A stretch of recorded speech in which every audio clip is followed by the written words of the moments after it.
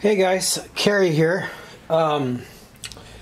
The tourism industry in Hawaii, especially on Oahu, Honolulu, Waikiki, got some devastating news today.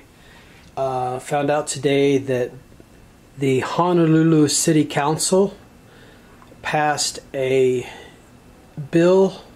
It's called Bill 34, which is going to ban tour companies from even more beaches.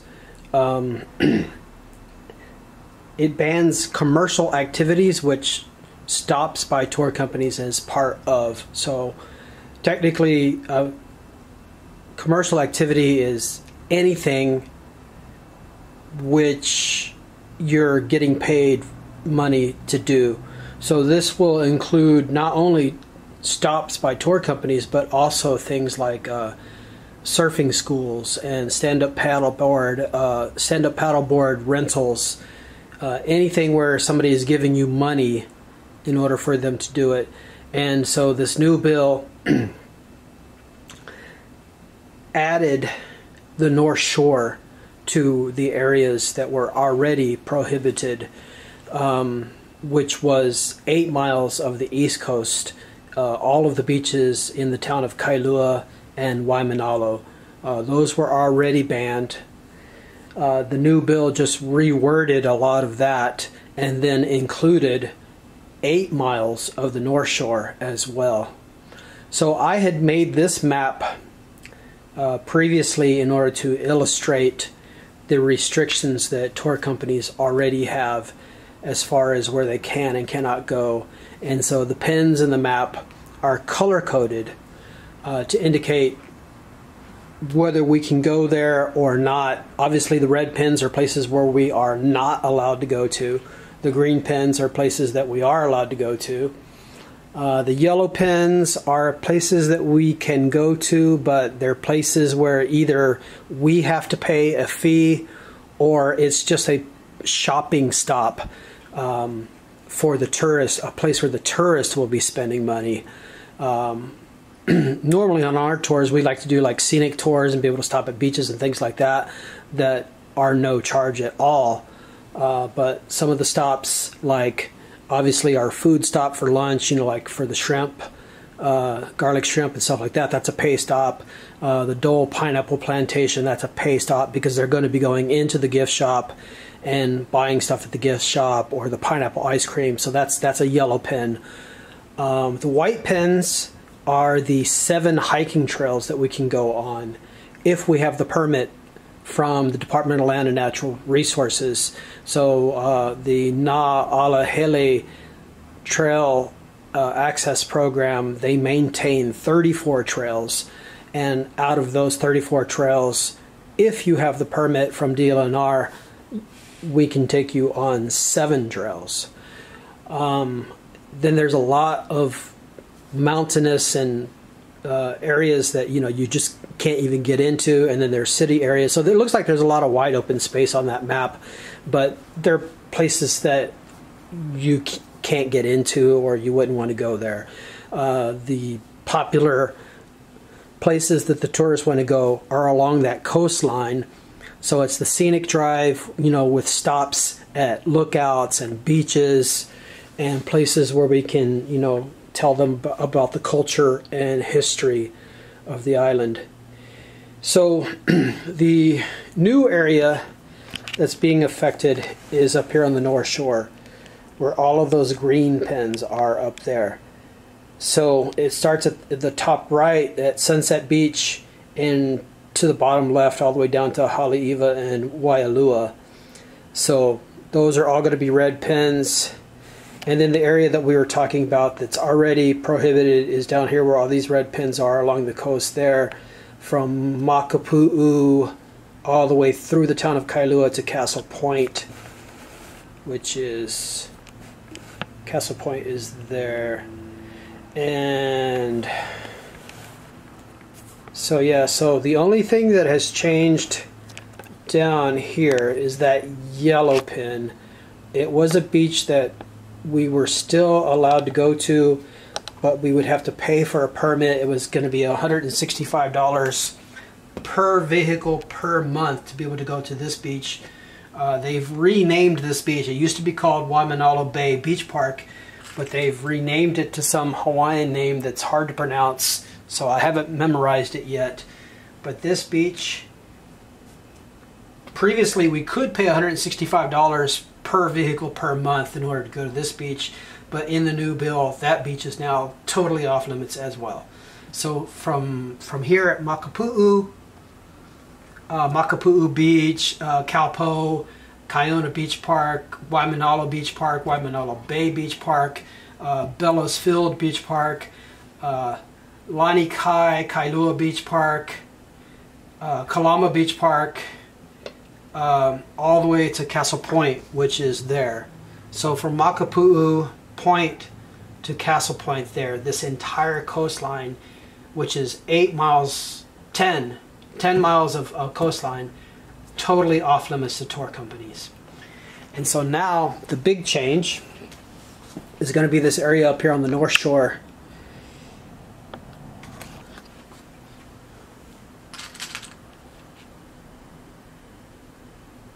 Starting here at Sunset Beach. So from there all the way down to this beach park, which is behind the elementary school in Haleiwa, Wailua. So all of these green pins are going to turn red.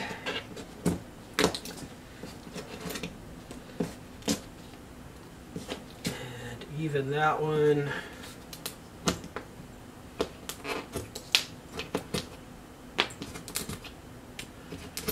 So these all turn red.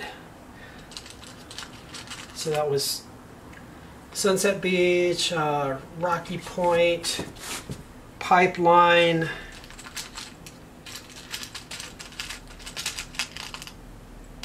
Ehukai Beach Park,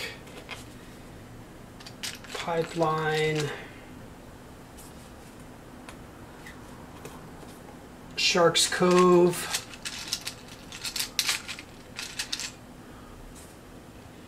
and Three Tables,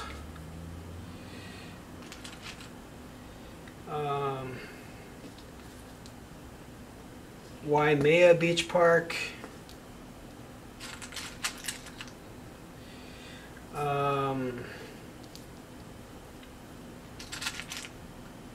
Chun's Reef, Laniakea's, the Turtle Beach, Secret Turtle Beach, Haleiwa Beach Park and Pu'uina Point, Ali'i Beach Park, both ends of it. It's the other end down here where we would stop to see the turtles. So that is all red now. So that's red. You see some yellow pins that are in there still. This is Waimea Falls, which is, they just raised the price. It used to be $16, but it's now $20 a person to walk 3/4 of a mile to the waterfall. This is like Matsumoto's Shave Ice and the shops in the town. This is the sugar, the old sugar mill, which is now the coffee factory. You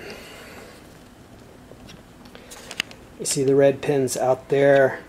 That's Kaena Point, which is a state park.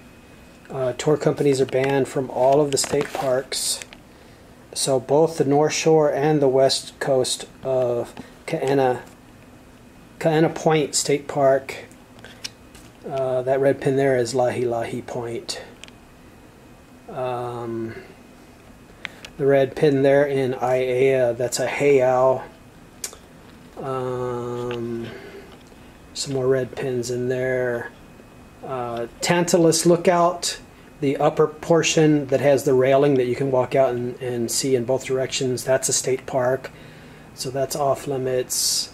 The Botanical Gardens in Kaneohe, Ho'omalehua Botanical Garden, that's off limits. The Botanical Garden inside of Cocoa Crater. These are 2 of the botanical gardens that are run by the city and county. And so those 2 out of 4 botanical gardens are off limits to tour companies. So that's all red on that coastline there. So if you start there where that's red, we're not allowed to go to Hanauma Bay anymore. It might, whenever they finally do reopen that lot that we used to be able to go to, where we were allowed a 15-minute stop to let the people out at the overlook and be able to look down on Hanauma Bay and take pictures, where by law we were only allowed 15 minutes. That's off limits right now, but because of COVID and stuff. But whenever they do reopen that, during the shutdown of COVID, they made new rules there, and they raised, well, there was no charge before. It was just you went in for 15 minutes and you had to leave, and there was a guy there that monitored that. But now they're going to be charging based on the size of the vehicle. So like even for my smallest vehicle, a 7-passenger minivan, it's going to cost us like $20 for a 15-minute stop. And then my other vans, I mean, it's the next price range up. So that's the yellow pin. That's that yellow pin there. That's that commercial lot at Hanauma Bay. They've also raised the prices at the Poly Lookout. That's another one where we have to pay a parking fee in order to stop. And again, they raised the prices on that during the shutdown. They raised the prices in order for us to be able to park at Diamond Head for them to be able to go do the hike.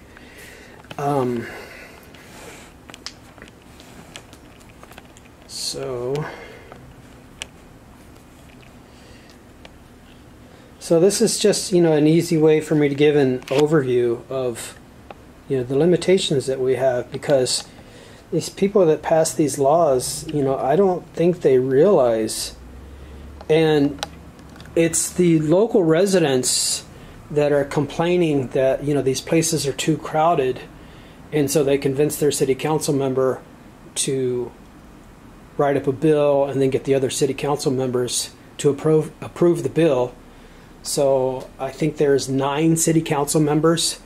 So if the city council member for the North Shore complains or writes up a bill, and then the city council member for this side over here, they get together and they decide, oh yeah, I'll back your bill if you back my bill, and then they convince the other guys. In this bill, it ended up that 8 out of the 9 city council members voted for this new law banning tour companies from being able to make these stops at these beaches, including the council member that represents the Waikiki area, where most of these tour companies are. So you would think that he would, be backing the tour companies, but he didn't. He voted to help ban us from being able to stop at these beaches. And so I don't think they realize how restricted we already are. Also, during the shutdown, just before the shutdown, the Parks Department decided that they wanted to rewrite their rules about how they issue permits for commercial stops, for tour companies to be able to do commercial stops at the city and county beach parks. So in order for a tour company to stop at a city and county beach park, it's kind of a gray area where you're allowed to stop for 15 minutes in order to allow people to go to the bathroom and stretch their legs. But you can't go over 15 minutes. But if you wanted to stop at a beach park and be allowed to stay more than 15 minutes, up to 90 minutes, you can get this permit. And prior to them rewriting the rules, the way that it worked was you would go down and get the permit. Each month they would issue you a new permit, and it was kind of not a lot of tour companies even bothered trying to get this permit, and so every time that I applied for it, I was able to get it, because they do limit the number that they give out. I think it's five per month, and it just happens that there was only 4 or 5 companies that were even bothering to get this permit. And so every time that I applied, I got it. But they decided, and the way that it worked then was you would get this one permit that was good for the whole month that allowed you to go to any of the city and county beach parks or parks. The only exception was on the permit, there was a blurb that said that this permit is not good for these following beaches. And it was these beach parks over here in Waimanalo. And the reason is that that land is the excuse me, the Hawaiian homestead lands. And so although that land is owned by the Hawaiian homesteads, the city and county manages the beach parks. And so because it's homestead land, they have an agreement that they manage the parks, but they're not allowed to issue permits for commercial activities to be done at those beach parks. So it was just these beach parks here that we weren't allowed to stop at, and we could do it anywhere else. So under the new rules, what they decided to do was, so that one permit was good for the entire island. So under the new rules, what they did was they divided the island up into 5 districts. And so here's the map of the districts. And so they would issue 1 permit per, 5 permits per district. And each tour company could get 1 permit for each of the districts. So you could get 1 permit for District 1, 1 for District 2, and so on. And so then when I went down to get that permit, I have 4 tour vans. And on the map here, I don't know if you can see this, but the most desirable district is going to be District 4. And the way that they divided this one district takes up 50% of the coastline. So out of 5 districts, this one district takes up 50% of the coastline, all the way from Makapu'u, all the way up the windward coast, all the way up the North Shore, all the way up to Kaena Point. So that one district covers all of that.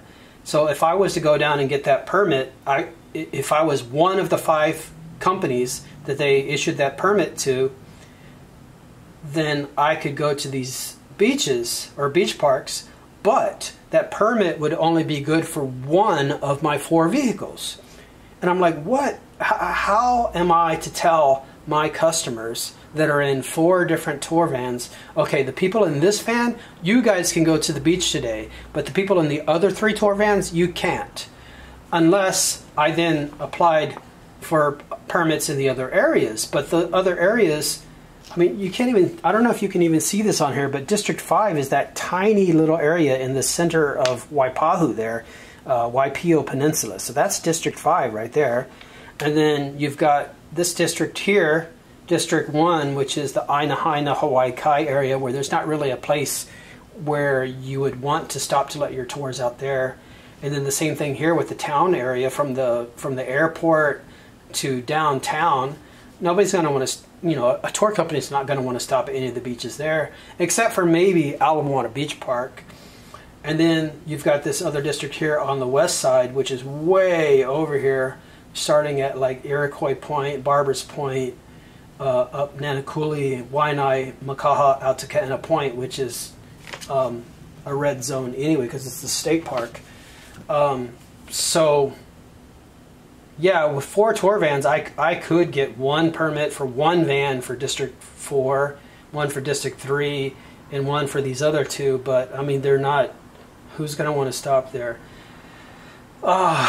So the rules. I had talked to the owner of another tour company when they passed this, and he said that he went in to get it, and that it was so crazy that he ended up getting ticked off and just stormed out of there.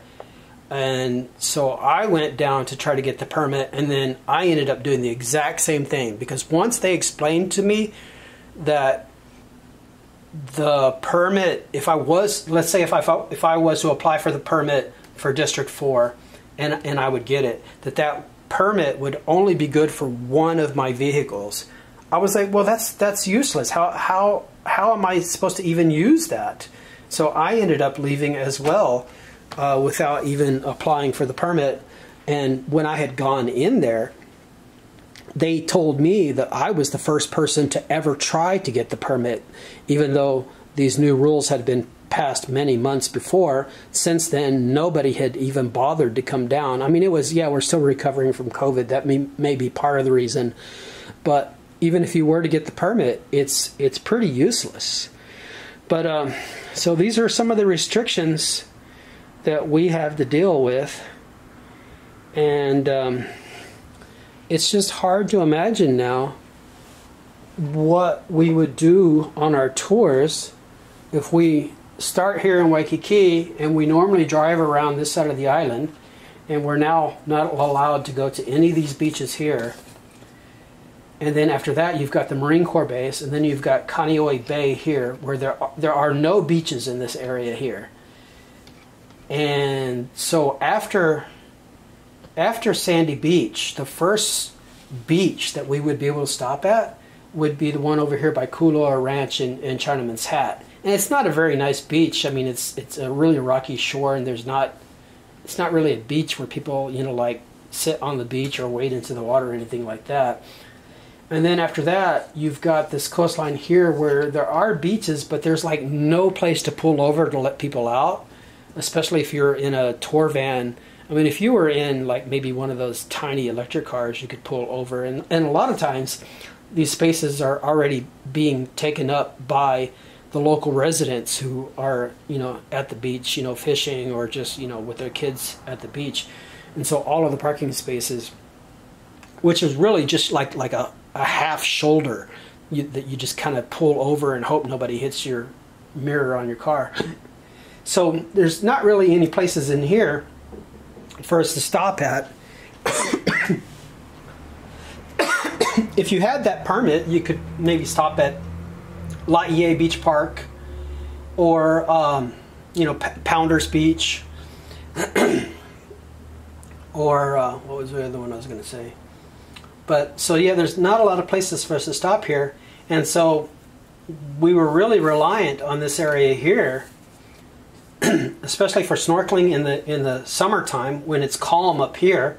You know, Sharks Cove, Three Tables, and in the wintertime when the waves are too big for going to the beach up here, I used to go to the beach in Waimanalo,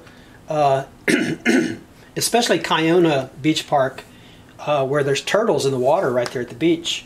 I mean, you don't have to go very far from shore, and then you're swimming with turtles. And the turtles are really chill. They let you swim right alongside them. They're curious, and they'll even stop and check you out. And so it was a really great experience. And then once we were done at the beach there, and everybody was hungry, you know, after playing in the water, I would then go to a restaurant in Waimanalo, where, you know, they knew me by name every time I came in, because I brought them business every day. But now I have no reason to stop in Waimanalo because we can't stop at their beaches, so they've lost my business because of that. So when I found out today that this bill was passed, I let all of my friends know, owners of other tour companies and drivers of other tour companies, and one of the replies back on the email that I got was something to the effect of, wow, I'm just devastated, or something like that. And one of the drivers for another tour company was pointing out that, you know, they didn't do any kind of study to see what is affecting this. It's just local residents complaining, oh, the beaches are too crowded here, and we blame it on the tour companies, therefore let's ban the tour companies. But if you were to actually go to these beaches and watch, I don't think that the problem is tour companies at all. The reason the beaches are crowded, it's not crowded with tour vehicles or tour companies dropping people off at the beaches.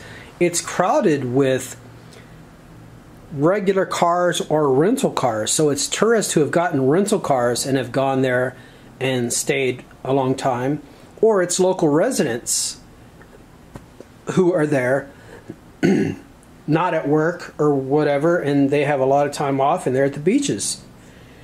I mean, because if you look at the vehicles that are at these parking lots, They're not tour vehicles, and they're not rental cars. They're regular cars that are obviously not rental cars. Toyota Tacoma trucks, Toyota cars, Nissans. I mean, you can tell a local car from a rental car or a tour vehicle.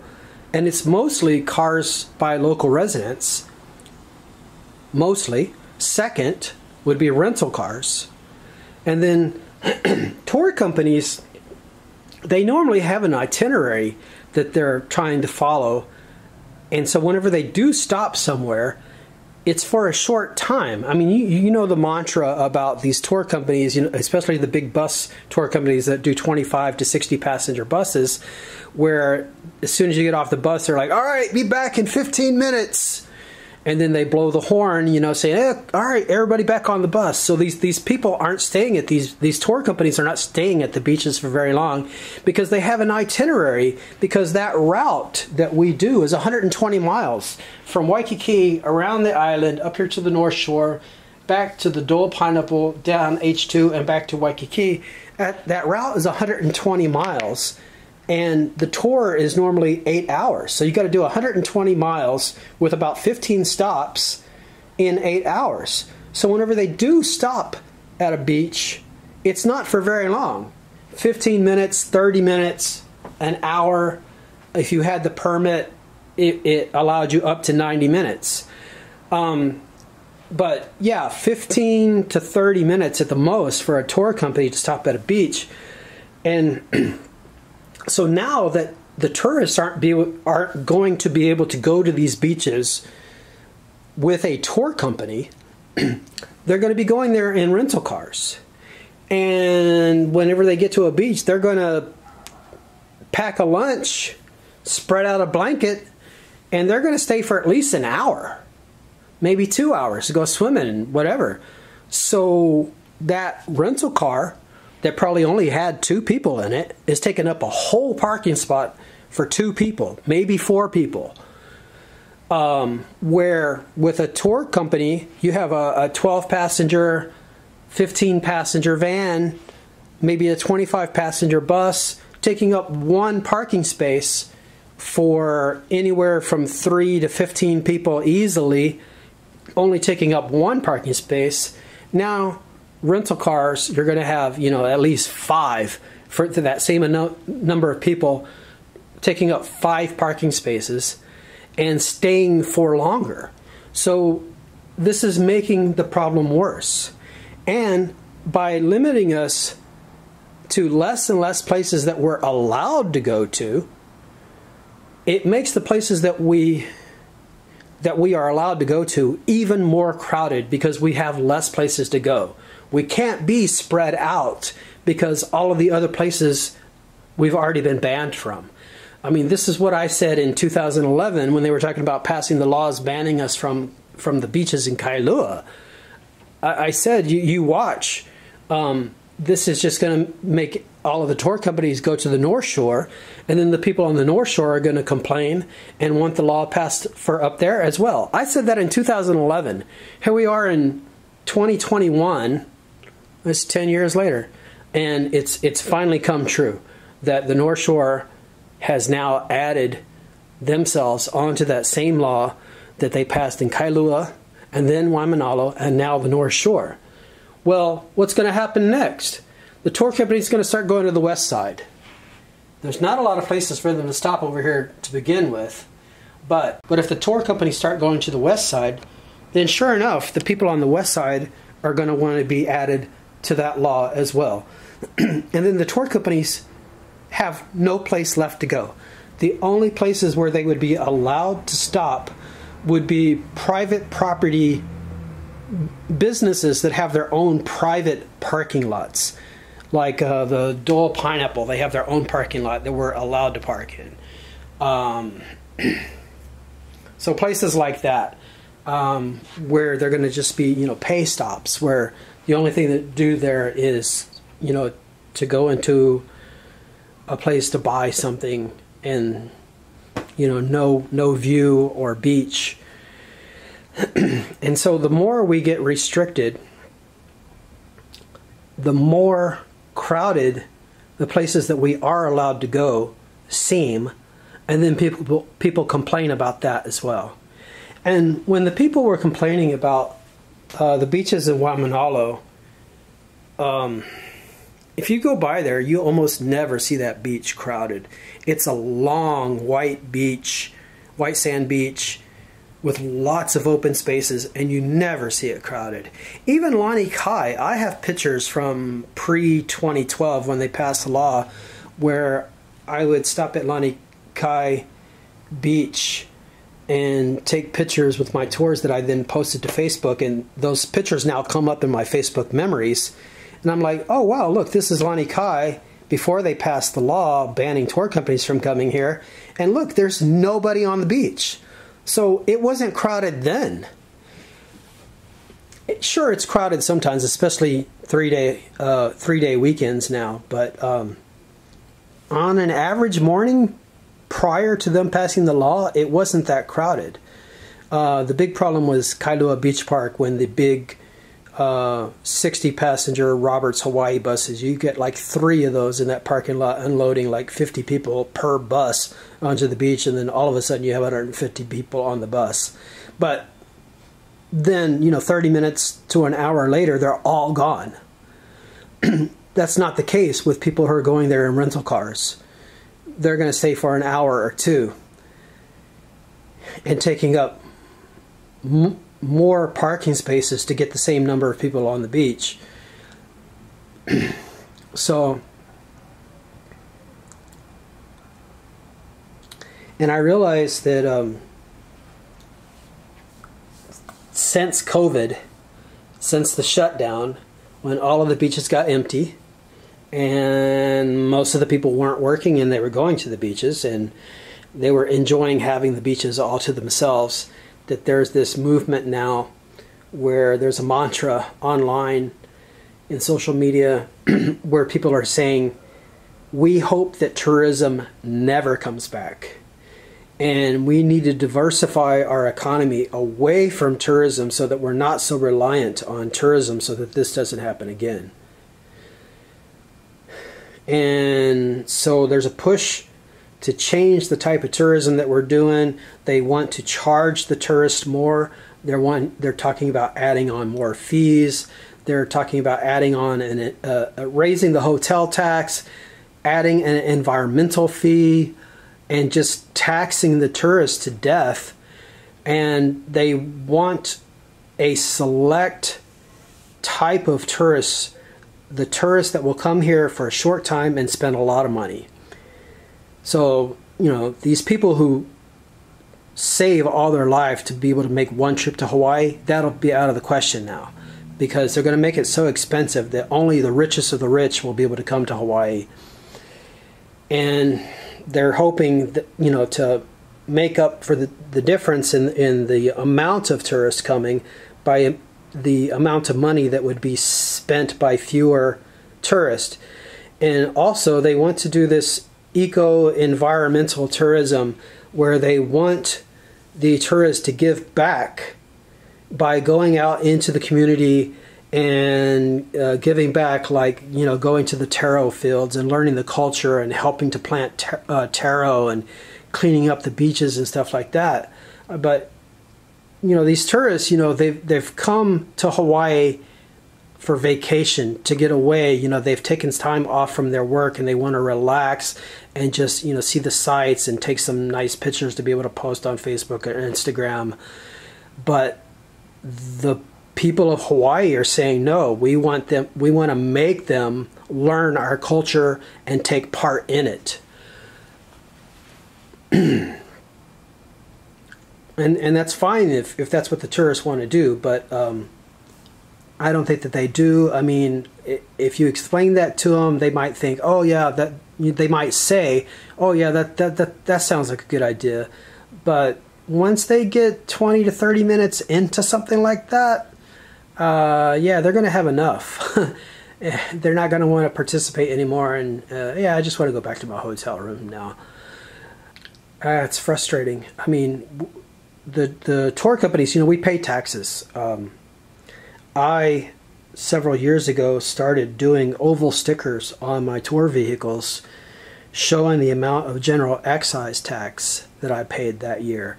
So the oval stickers, like the people who run marathons, the 26.2 miles, I made an oval sticker that says the year, like 2018, and then it says GET, and then the numbers are actually the amount of money that I paid in general excise tax.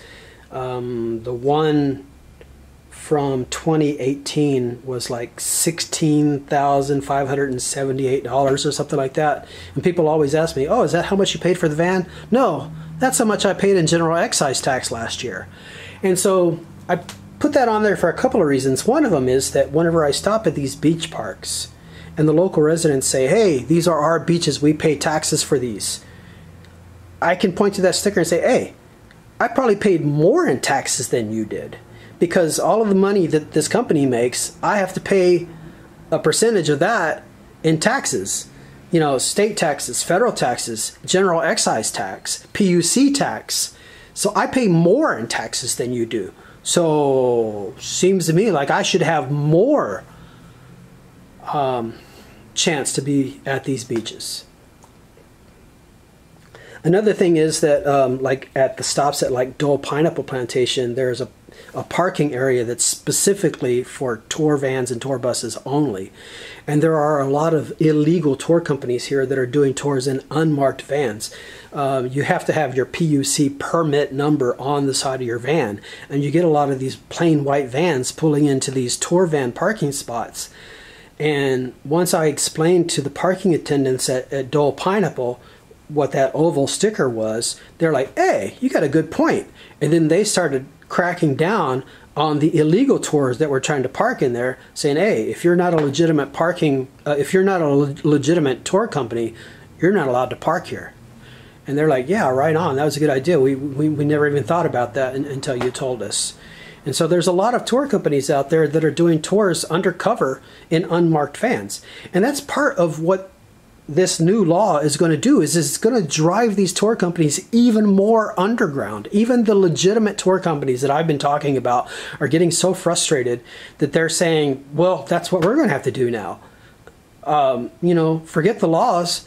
We're just going to have to start breaking the laws and doing tours in unmarked vans. And if somebody says, hey, you can't bring your tours here, they say, tour? What tour? These are my cousins from the mainland.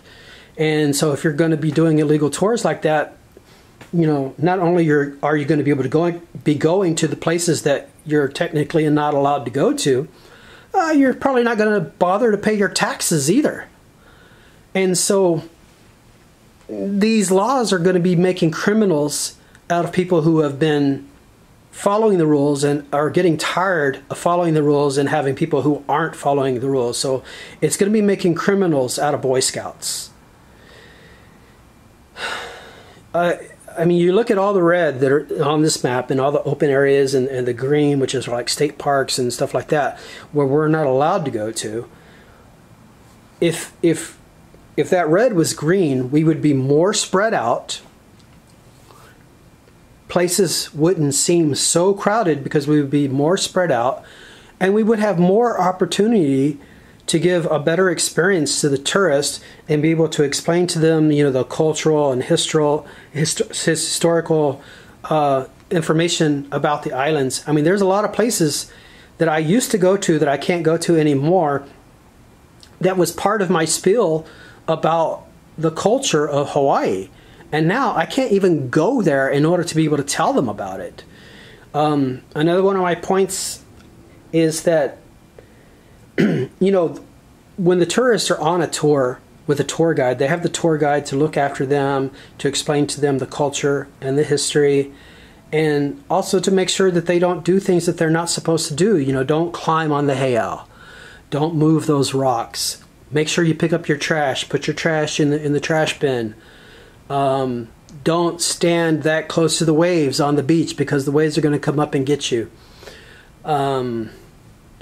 Keep them safe from drowning and cutting themselves on the reef, getting too close to the sea turtles, or the monk seals. Without the tours, if they go out on their own in a rental car, besides the other problems that I said about adding more parking and traffic problems and stuff like that, these tourists are going to be venturing out without a guide to tell them what not to do, to keep them safe. They're driving and trying to look at the same time instead of having a driver drive for them and they can look out the windows. You know, the driver is trying to follow the GPS in an area that he's unfamiliar with, trying to figure out where he's going to go, where he's going to park. And a lot of the tourists are from countries that drive on the other side of the road, like Australia and Japan. How many times have you seen people pull out to traffic and turn into the wrong lane because they're either from Australia or Japan? So it's better to have tour guides. Actually, it should almost be mandatory that they have a guide with them, because that would create more jobs.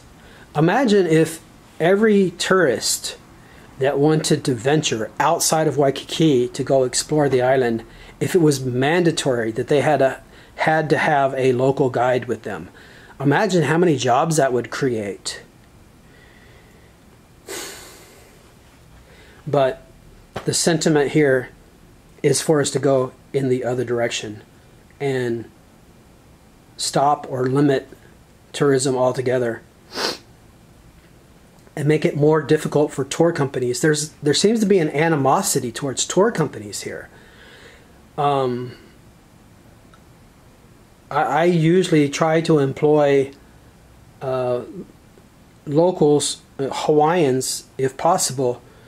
One of my current tour drivers has her own hula halau, where she teaches hula, and the money that she makes from driving tours is helping to support her halau. And, you know, I like having that, you know, having someone who's actually Hawaiian in my tours, so that, you know, it gives that legitimacy that, you know, we're putting out the right information and stuff like that.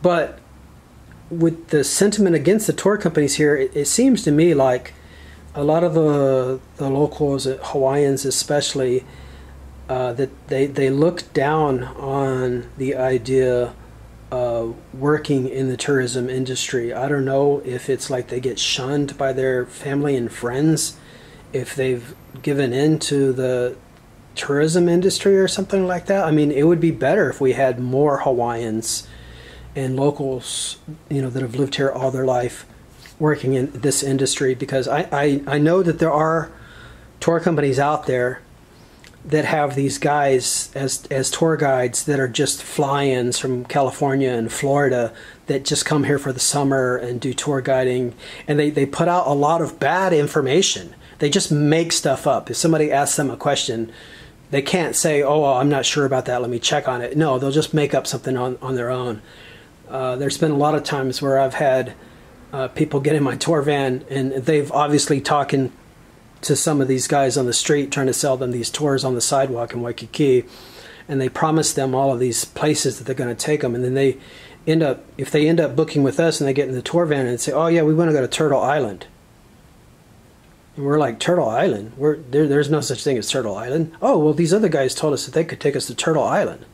Yeah, dude, there's no such thing as Turtle Island. Things like that, you know? So, yeah, there's some guys out there that are doing bad, but like I said, you know, a lot of those are fly-ins from California or Florida that, you know, they go to Florida for one season to sell timeshares, and then they come back here for the other season to sell tours. And they are charlatans, you know, that all they care about is, you know, booking as many people onto the buses as possible and telling the people lies in order to get them to take their tours. And so it would be better if we had actual Hawaiians and local residents giving these tours instead of people like this that give the industry a bad name.